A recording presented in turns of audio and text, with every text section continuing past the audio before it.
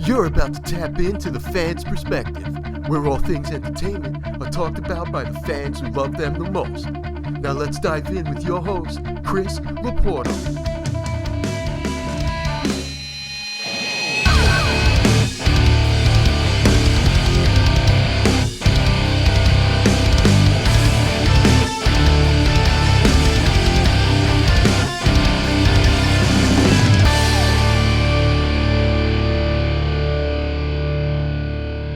Welcome back, everybody, to another episode of the Fans Perspective podcast, brought to you by TheCelebrityCafe.com, where you can get all of your entertainment news.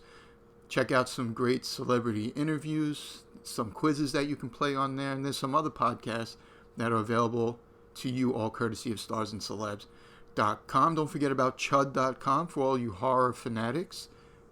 Don't forget to follow us on Instagram, Celebrity Cafe and Stars and Celebs, and on YouTube. My name is Chris Laporto, and I am back one more time with you.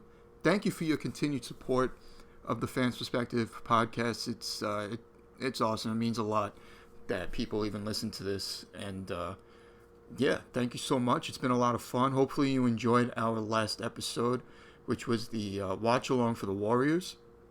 It was so much fun to do, and I can't wait to do more of them. There will be more coming.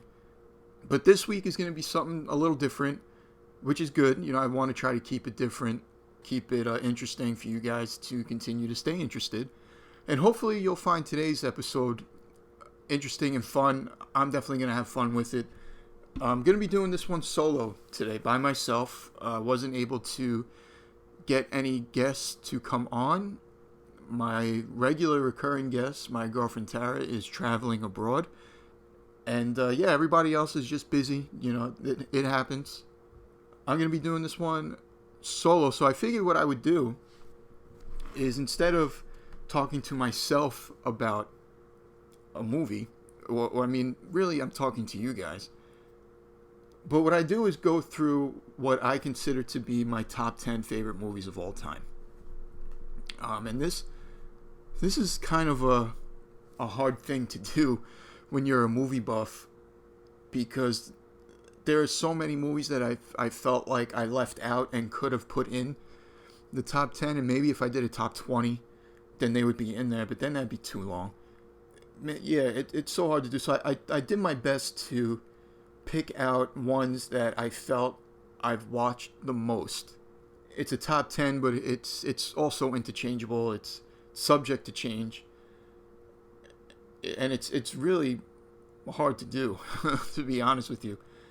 I also got some here that are what I consider honorable mentions, and I'll get into those in a couple of minutes. But I want to know what your favorite movies of all time are. You can give me top 10, or what's your favorite action, what's your favorite horror movie, your favorite comedy, just what's your favorite movie, period, of all time. And you can do that at the Fans Perspective homepage on StarsandCelebs.com, at Fans Perspective Pod on Instagram. You can also follow me at Chris Laporto on Instagram. And don't forget, these episodes are also uploaded on YouTube at the Stars and Celebs and Celebrity Cafe channel.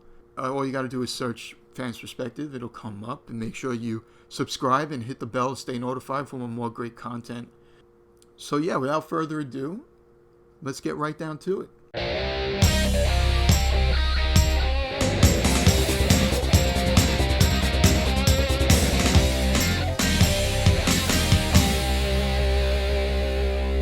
Let's talk about these honorable mention movies. These are honorable mentions because these are movies that I've seen over and over and over again, just like what's in my top 10, the official list. And some of these are tied into what my favorite movies are, and some of them are movies that I try to watch once a year just because of seasonality, I guess, if you will. And what I mean by that is, like, there's a certain movie I watch for summertime every year. There's a certain movie I watch for Christmas, for Halloween, for when baseball season starts. That might give one of them away. But I don't know if I would consider them to be part of my top 10 of all time. Maybe if that, like I said before, if that list was expanded, it might fall in there. But yeah, these are just what I'm considering honorable mentions. So let's get into it. It's first one I'm going to tell you about is a movie that I watch every Christmas time. Two movies, actually. And that's Home Alone. Home Alone 1 and Home Alone 2. I remember seeing Home Alone 2 in the theaters back when it came out in 1992. And these movies just never get old to me. I mean, I know that there's some debates out there about whether or not Home Alone is a Christmas movie. To me, it kind of is. I watch them both every year around Christmas time.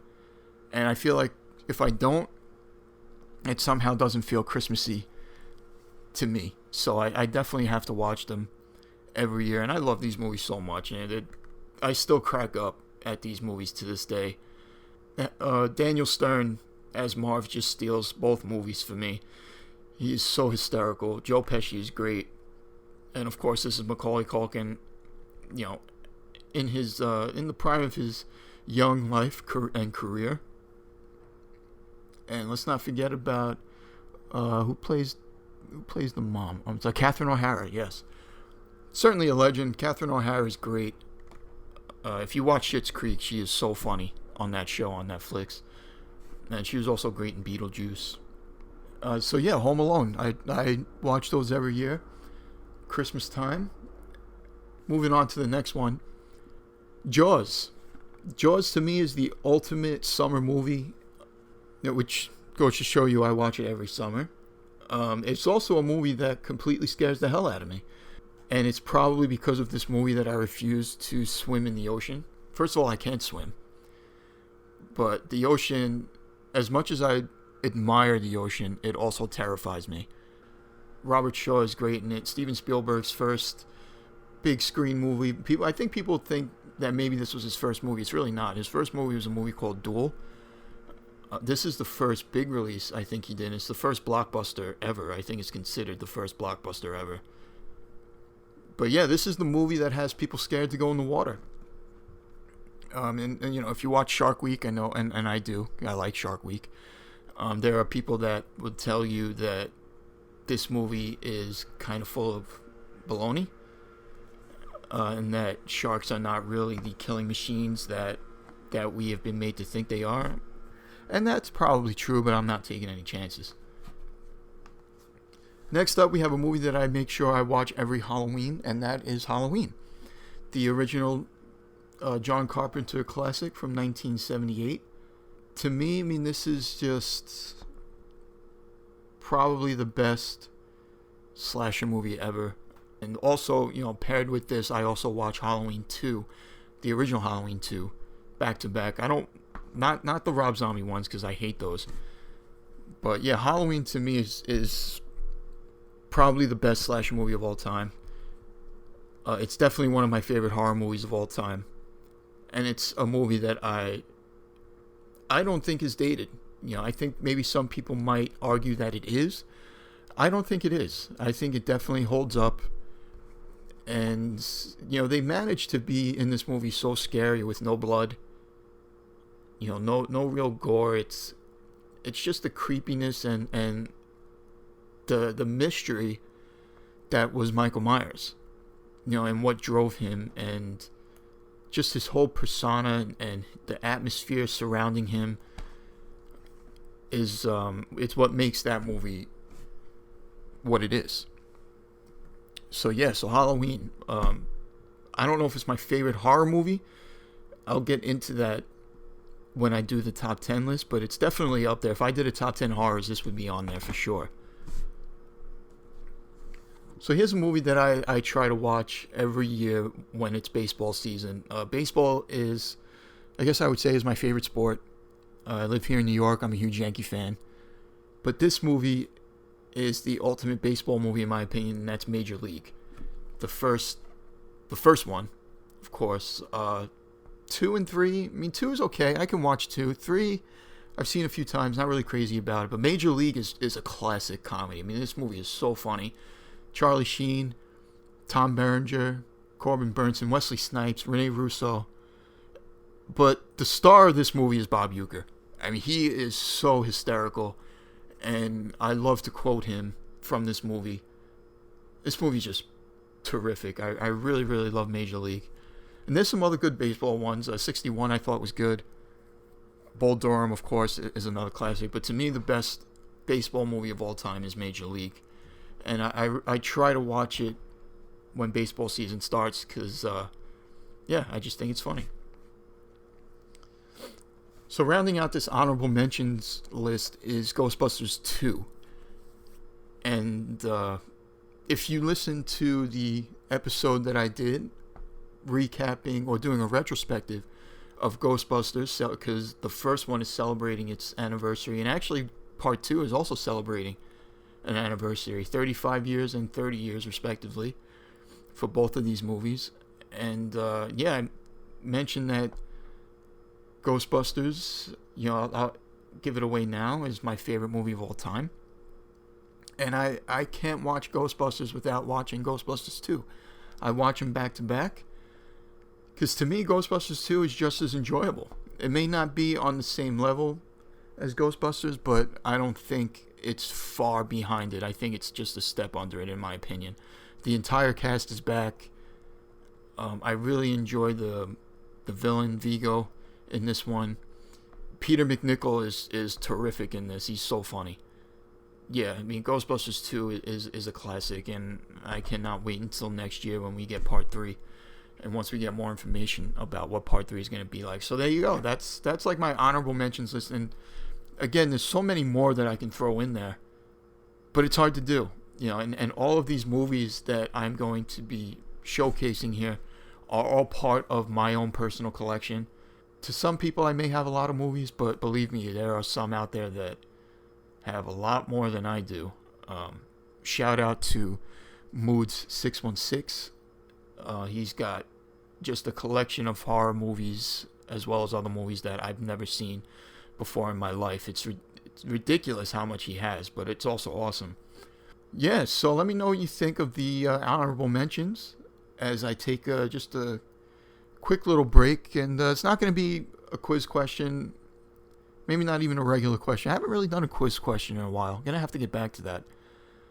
But tell me, as you're thinking about your favorite movies of all time and sharing them with me, tell me what you would consider to be an honorable mention, or tell me what your favorite summer movie is, or what your favorite Christmas movie is, what your favorite Halloween movie is. Let me know what that is.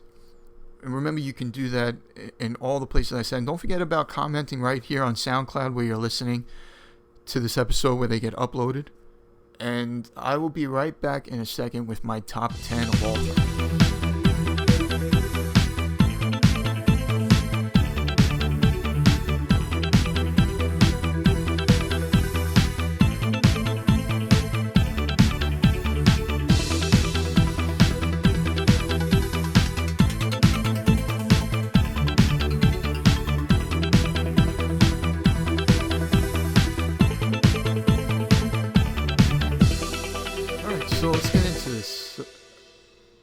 So I tried to do it, some comedy, some horror, some action, some drama thrown in there. But really how I tried to do it is movies that I've watched repeatedly. I mean, really a countless amount of times, but never get old, never get tired of them. We'll laugh at them, we'll just continuously watch them. One movie that I have to throw in, and I'm sorry I didn't do this before. It's not in my top 10, but it probably, now I'm thinking about it, probably should be, but I'm not going to redo it. But Wayne's World. I love Wayne's World. Love it, love it, love it. I can probably quote that movie, both of them, from start to finish. They should be in here. That's why I'm throwing them in now, because now that I think about it, looking at this, I probably should have included it to begin with, but I'm not going to start over, so I'm just going to throw them in there as another honorable mention. Wayne's World and Wayne's World 2. Two classics. I love those movies.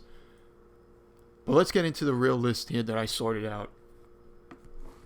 So we're going to start with a comedy that some people are probably going to question because of how old it is. And that's Abbott and Costello Meet Frankenstein. Now, why is this one of my favorite movies of all time? Well, one, because it's funny. Two, because it has all of the classic Universal monsters in one movie. Well, almost all of them. It features, obviously, Frankenstein, because it's in the title. It's also got Bela Lugosi as Count Dracula. It features Lon Chaney as the Wolfman. But it's all about Abbott and Costello and their kind of interactions with them. It's really one of the best comedies of all time. But the reason why it's in my list is, I mean, I've seen it a ton of times. I always laugh hysterically at it. But this was my mom's favorite movie.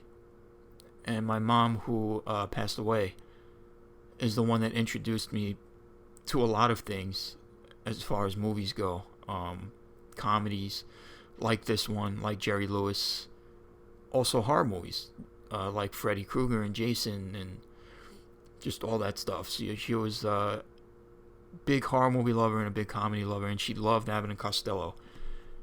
And Abbott and Costello Meet Frankenstein was her favorite. So it definitely holds a special place in my heart. But it's a movie that I try to watch every year because, and even more than that, because it's so good, it's so funny. I love it. And I have it as part of this franchise collection, The Best of Bud Abbott and Lou Costello, Volume 3. It's got 8 movies, and Meet Frankenstein is one of them. But yeah, great stuff, man, great stuff. So that was, I guess, number 10. And these are really in no particular order, except maybe for the first, what will be number 1. But number 9 is another comedy by Mel Brooks. I love Mel Brooks. Mel Brooks is a comedic genius to me. I just think he's so brilliant and so funny, and all of his movies are great. I mean, Young Frankenstein is a classic. I love Robin Hood Men in Tights. I even like Dracula Dead and Loving It. I know it's not one of his best, but I still find it enjoyable and funny. But this one is probably the one that he will be most remembered for, and that's Blazing Saddles. This is probably my favorite comedy of all time. Cleavon Little, Gene Wilder, love Gene Wilder.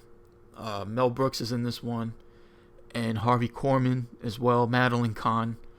What a great cast, and they're all just hysterical in it. Now, the thing about Blazing Saddles is that if it were to come out today, it wouldn't survive. And the reason for that is because of the racial tones that are in this movie. And I want to stress that I don't love this movie because it's racist, because to me it's not. I personally think that this movie makes fun of racism.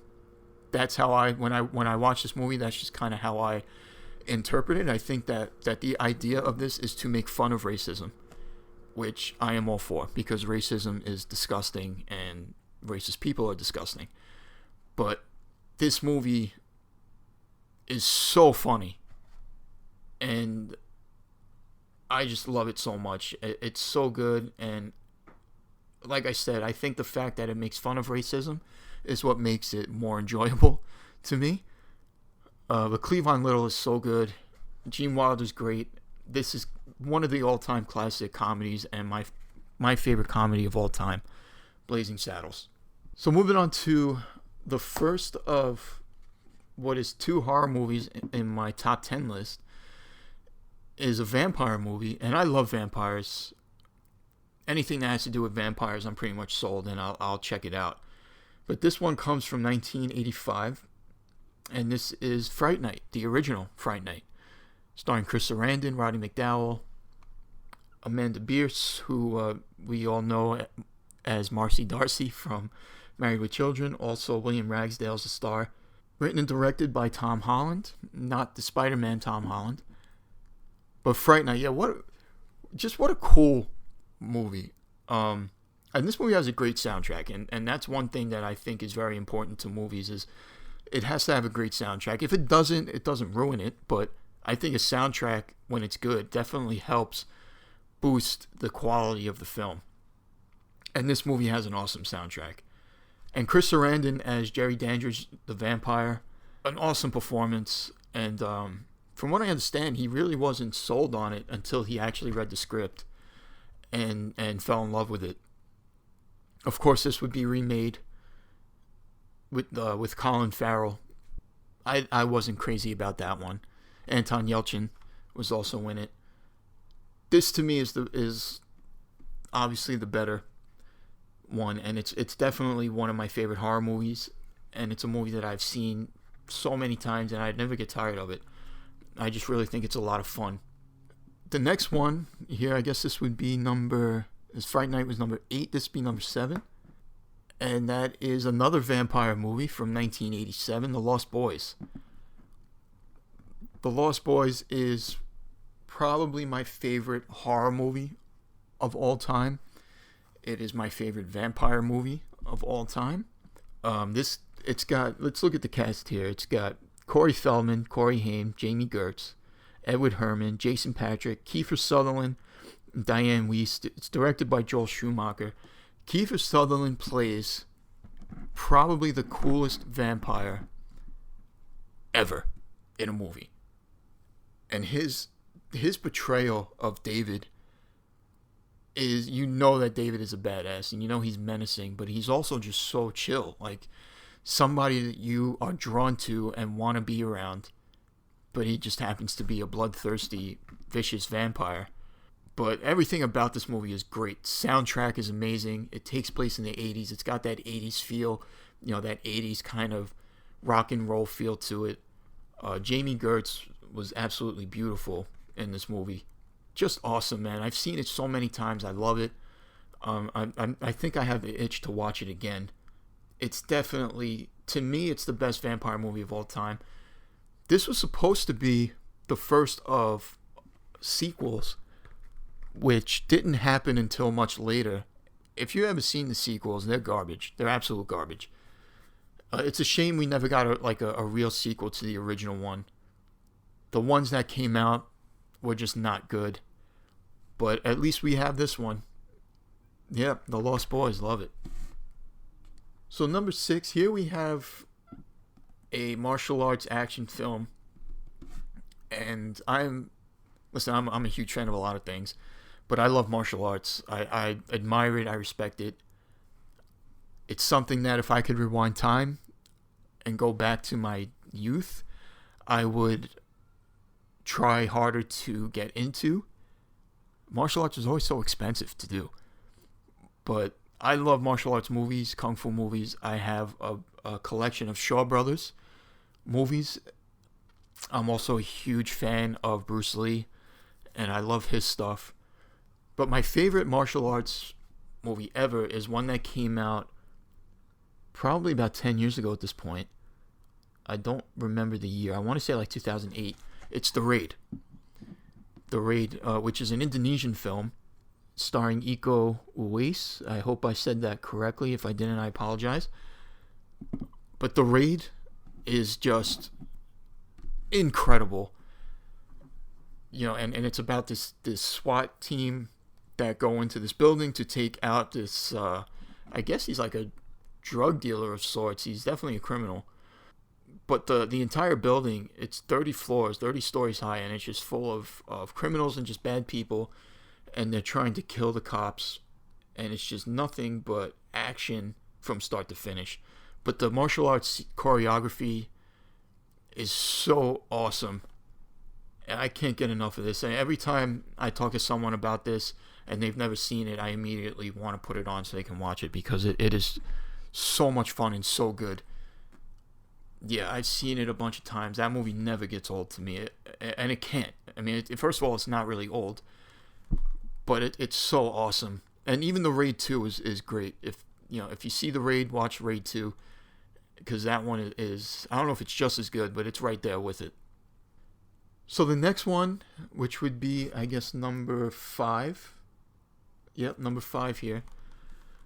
This is actually celebrating an anniversary this year. It came out in 1994, and I was thinking about doing an entire episode dedicated to this. I can't for the life of me get Tara to watch it, and that is The Crow. starring Brandon Lee. What can you say about this? It's a cult classic, but I think it's a little bit more than that. I mean, this movie is so good. The atmosphere is great. The setting is great. The tone of it is great. I love Brandon Lee in this movie. I mean, it's really a shame what happened to him. Because I think that this movie would have made him a star.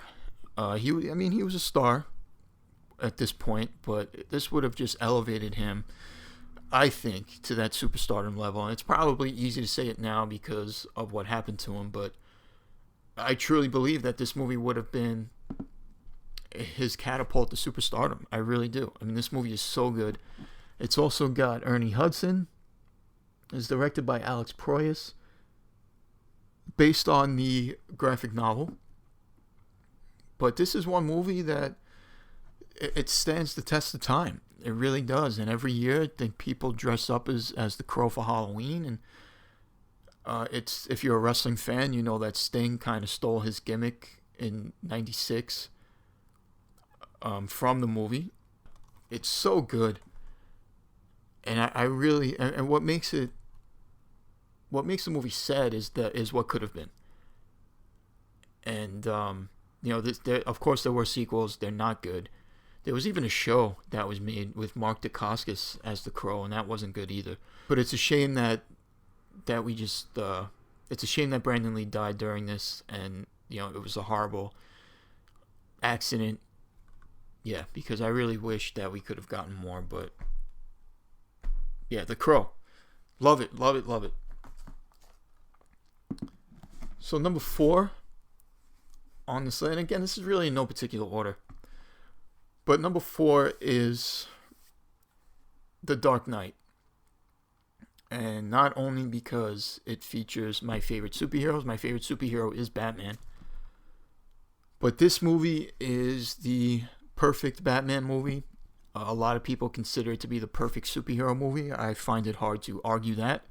And of course, the cast is top notch. I mean, Christian Bale, Michael Caine, Heath Ledger, Gary Oldman, Aaron Eckhart, Maggie Gyllenhaal, Morgan Freeman.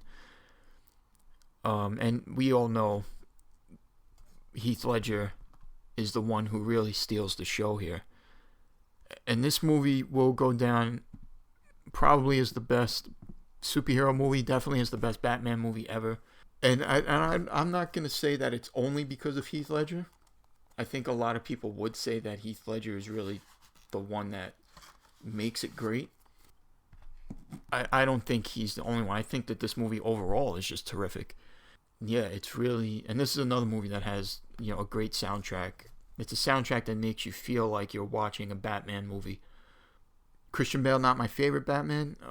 If you remember, we did a podcast episode celebrating 30 years of the original Tim Burton Batman, starring Michael Keaton. He's my favorite Batman.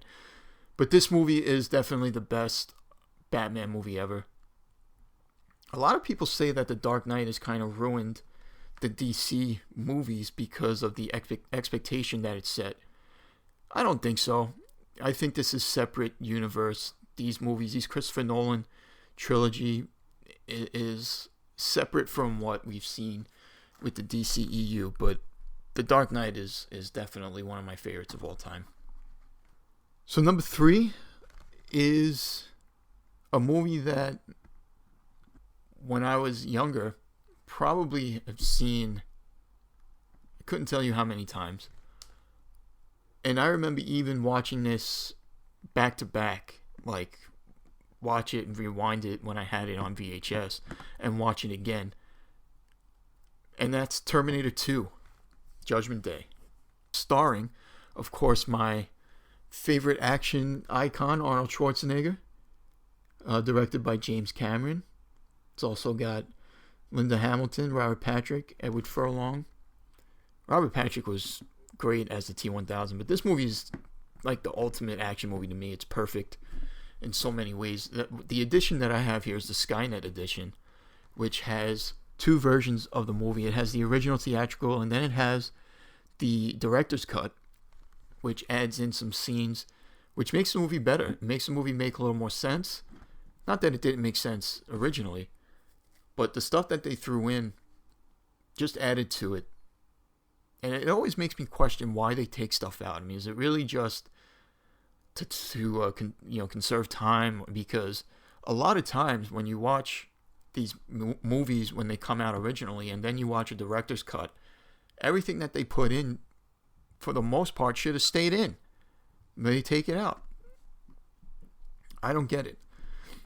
But Terminator 2 Judgment Day is, one of my favorite movies of all time. And I love the Terminator franchise, and I shouldn't even say I love the whole franchise. I love the first one. Obviously, I love the second one. Terminator 3, I know people hate. I don't hate it. I do kind of enjoy it. I think it's okay. Terminator Salvation, I do not like. Terminator Genesis, I thought was garbage. And we'll see about Dark Fate. Terminator is the first one is another movie that's celebrating an anniversary this year because it came out in 1984. And there was another episode that I was thinking of doing, is talking about the entire Terminator franchise. If that's something you'd want to hear, let me know for sure. But I definitely would love to talk about the whole franchise in an episode, especially Terminator 2, because it's one of my favorites of all time. Here we have number 2, and this movie to me is a good example of a perfect movie, and that's Braveheart. Came out in 1995, so next year we'll have an anniversary for this one. But this movie, when I first saw it, I was just blown away by it. I mean, I loved the battle scenes in this. I loved just the rawness of the battle scenes for this movie. It made me feel like I was on the battlefield with them. I mean, Mel Gibson, he directed this and starred in it, and I thought he was great in it. But it has a terrific cast. It's very well acted, and it's just a beautiful story of not just a romance. I mean, it's got everything in it. It's got romance, it's got action, but it's a beautiful story of how a country won its independence. Scotland won its independence from England, and it's not entirely historically accurate. William Wallace was a real person, but according to what I've researched, he was not the main catalyst for the Scottish rebellion or revolution. That was actually Robert the Bruce. But, Hollywood's Hollywood, and doesn't make the movie any less enjoyable or really any less true to the story, because it is somewhat based on something that actually happened. So Braveheart is one of my favorite movies of all time. It's consistently in my top 5.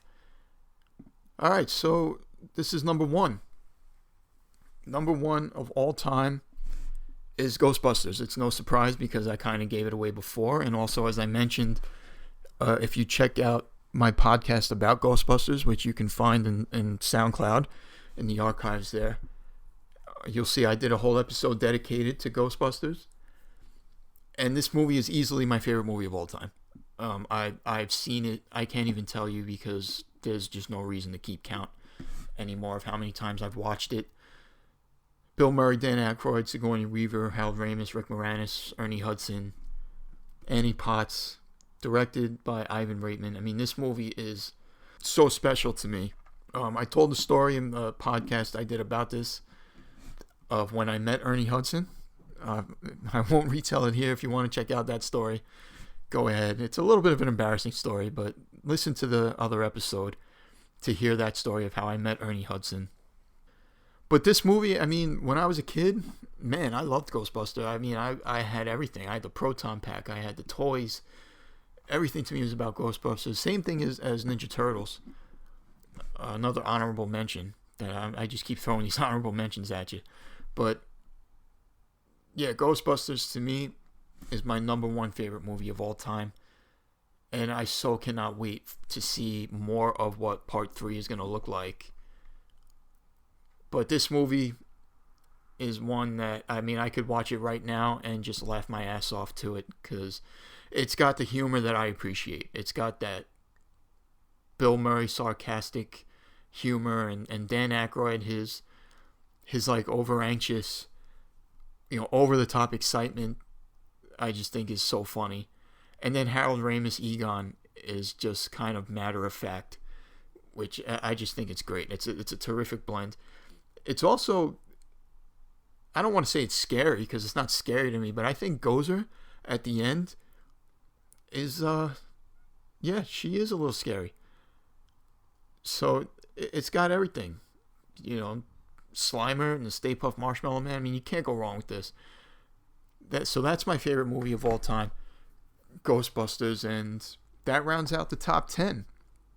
Or at least what I consider to be my top 10. And, to be honest with you, they are interchangeable, and it's subject to change. I mean, there are so many movies that I love, so many that I do watch repeatedly, which is pretty much every movie that I own. I've seen them more than once. Actually, I shouldn't say that. I do have some that I've only watched once. But for the most part, like 95% of what I own, I've watched more than once, because I enjoy them, because they're good, because I like them. But these are the movies that I watch over and over and over. Yeah, that's my top 10. I'm going to take a quick break right now, and we'll be back in a sec. Don't go anywhere.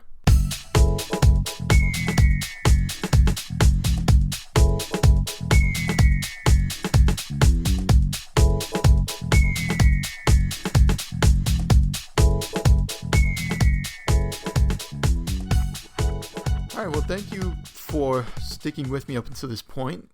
You managed to stick through my top 10 list.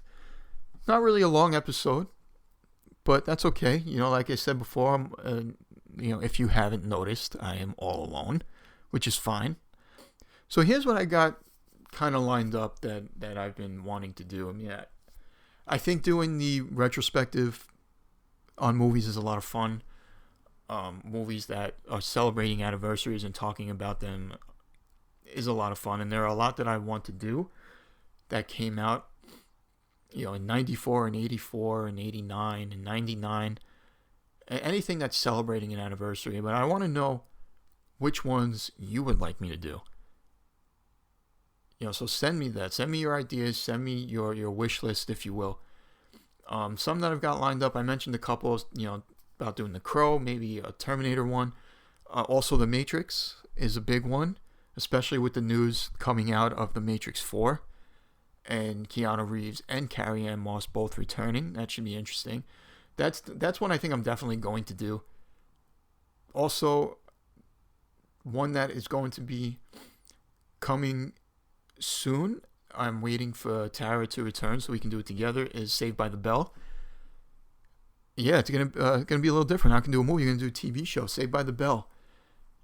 That should be a lot of fun to talk about, especially with Tara, because she's a huge fan of that. Also, as we get closer to October and Halloween, and my favorite time of the year, probably going to be doing a lot more horror movie ones. And of course, Nightmare on Elm Street, the original, came out in 1984. So we're going to be doing a whole episode about the Nightmare on Elm Street franchise. Me and Tara are going to do that as well. We are going to rank all the movies, just like we did in the Friday the 13th episode. Hopefully you listened to that. If you didn't, go check that out, because that was a lot of fun to do. And we're going to be doing more than that. I'm also thinking of maybe even doing Halloween for Halloween. Even though it's not really celebrating an anniversary, but, I mean, you might as well. It's Halloween time. And we can rank all the Halloween movies. But, yeah, I can also, if you enjoyed this episode, I would be more than happy to do more top 10s. Top 10 horror, top 10 martial arts, top 10 comedies, top 10 rom-coms, romantic comedies, and yes, I do have some that I really like. Top 10 action, whatever it is. If you enjoyed it, I'll do more, because I definitely enjoy talking about what my favorites are for each genre.